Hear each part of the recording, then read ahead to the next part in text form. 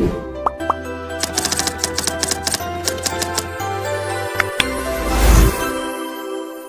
हम लोग OTT का कुछ इम्पोर्टेंट क्वेश्चन के बारे में डिस्कस करेंगे, जो कि ये इम्तिहान में अक्सर आता रहता है।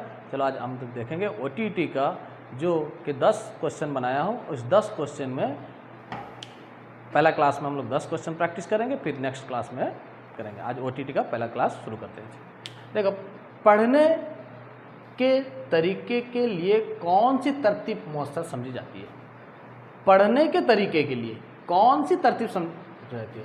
तो पढ़ने के तरीके के लिए सबसे पहला स्टेप जो होता है सुनना, फिर उसके बाद बोलना, फिर पढ़ना, आखिर में लिखना। पढ़ने के तरीके के लिए कौन सी तरतीब? ना पढ़ने के तरीके के लिए सुनना, बोलना, पढ़ना और लिखने का तरतीब होता है।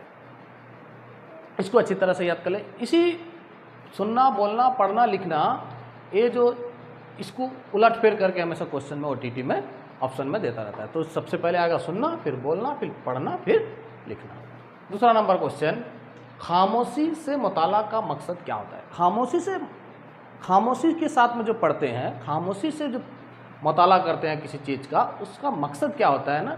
नफ्स मजमून को समझना, कि अच्छी तरह से उसको समझने के लिए, अच्छी तरह से किसी मजमून को समझने के लिए खामोशी के साथ में मुताला किया जाता है। उसे कहते हैं, इसलिए खामोशी के साथ मुताला का मकसद है कि नफ्स मजमून को समझना। नेक्स्ट क्वेश्चन है, टेलीविज़न किस अमदाद सामान तालीम से ताल्लुक़ रखता है? टेलीविज़न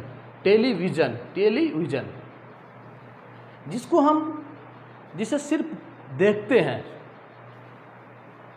और सुनते हैं, तो वो टेलीविज़न जो है ना, किस अमदाद में? ना समय सुन सकते हैं और बसरी देख सकते हैं।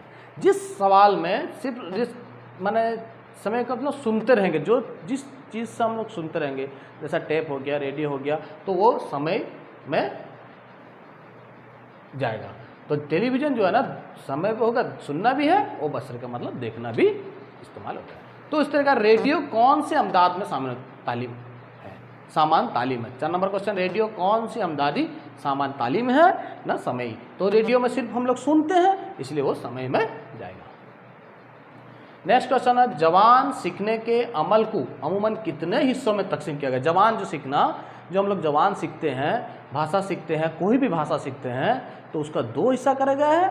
एक हो गया सुनना, फिर उसके बाद बोलना, सुनना बोलना। फिर इसी पहला वाला क्वेश्चन जैसा सुनना बोलना, तो इस तरह का जुबान सीखने के अमल को अमूमन 2 हिस्सों में किया गया, सुनना और बोलना। नेक्स्ट क्वेश्चन है, जुबानी जांच से तलबा की किन किन सलाहियतों पर इजाफा होता है? जुबानी जांच, जो जुबान का जो भाषा का जो जांच किया जाता है, तो उससे कौन कौन से तलबा माने किन किन सलाहियतों का इजाफा होता है ना? सुनना और बोलने में जुबान का जो है सीखना, जाँच से तलबा की सुनना और जुबानी जांच से तलबा की किन किन सलाहियतों को इजाफा होता है ना? सुनना और बोलने का इजाफा होता है।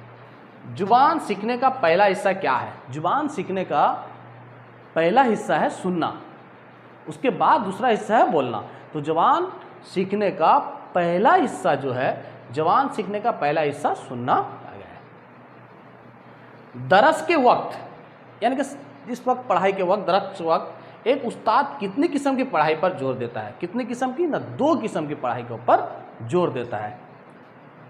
सुनकर लिखने के अमल को क्या कहते हैं? जो सुनकर लिखने को, जैसे कि हम लोग डिक्टेशन डालते हैं, सुनकर कोई चीज़ लिखते हैं, उसको इमला कहते हैं। सुनकर लिखने के अमल को क्या कहते हैं? जो सुनकर जो लिखते हैं उसको इमला कहते हैं। बच्चे का पहला मदरसा किसे कहते हैं? बच्चे का पहला मदरसा ना, पहला मदरसा जो माँ की गोद को बच्चे का पहला मदरसा कहा गया है। तो आज फिर तो आखिरी क्वेश्चन था, बच्चे का पहला मदरसा किसे कहते हैं ना? बच्चे का पहला मदरसा माँ की गोद को कहा जाता है। तो दोबारा फिर एक बार देखेंगे, क्वेश्चन देखेंगे। तो पहले हम लोग का अच्छी तरह से अगर देख लो तो याद हो जाएगा। पढ़ने के तरीके के लिए कौन सी तरतीब जरूरी है, माने कौन सा नियम पालन किया जाता है, कौन सा प्रोसेस किया जाता है ना? पहले सुनना, फिर उसके बाद बोलना, फिर पढ़ना, फिर लिखना को इस्तेमाल किया जाता है। खामोशी से मुताला का मकसद क्या होता है? जो खामोश के साथ में जो पढ़ते हैं उनका मकसद क्या होता है ना? नफ्स मजमून को समझना। किसी मजमून को अच्छी तरह से समझने के लिए हम लोग खामोशी के साथ में मुताला करते हैं। टेलीविज़न किस अंदाज में, माने किस तालीम से ताल्लुक़ रखता है, न समय और बसरी, यानी कि सुनना और देखने का। टेलीविज़न में हम काम कर देखते हैं, सुनते हैं और देखते हैं। रेडियो कौन से अमदाद ना सिर्फ सुनते हैं, इसमें सिर्फ सुन सकते हैं, इसको देख नहीं सकते, जिसकी वजह से ये समय में जाएगा। जुबान सीखने का अमल को अमूमन कितने हिस्सों में तकसीम किया गया है? जुबान सीखने का अमल को अमूमन 2 हिस्सों में किया गया, सुनना और बोलना। जुबान सीखने का हिस्सा 2 है, एक सुनना और दूसरा होता है बोलना। जुबानी जांच से तलबा को किन किन सलाहियतों का इजाफा होता है? न जुबानी जांच से पता चलता है सुनना और बोलने का उनको सलाहियतें होता है। जुबान सीखने का पहला हिस्सा क्या है? ना जुबान सीखने का पहला हिस्सा सुनना है। जुबान सीखने का जुबान जो हम सीखते हैं सबसे पहले हम लोग सुनते हैं फिर बोलते हैं, तो यानी कि जुबान सीखने का पहला हिस्सा सुनना। दरस के वक्त एक उस्ताद कितनी किस्म की पढ़ाई पर जोर देता है? ना दरस के वक्त एक उस्ताद क्या है ना 2 किस्म की पढ़ाई के ऊपर जोर देता है। सुनकर लिखने के अमल को क्या कहते हैं? जो सुनकर जैसा डाका जाता है, क्वेश्चन बच्चे को डाकते हैं, लिखते हैं, तो उसको इमला कहते हैं।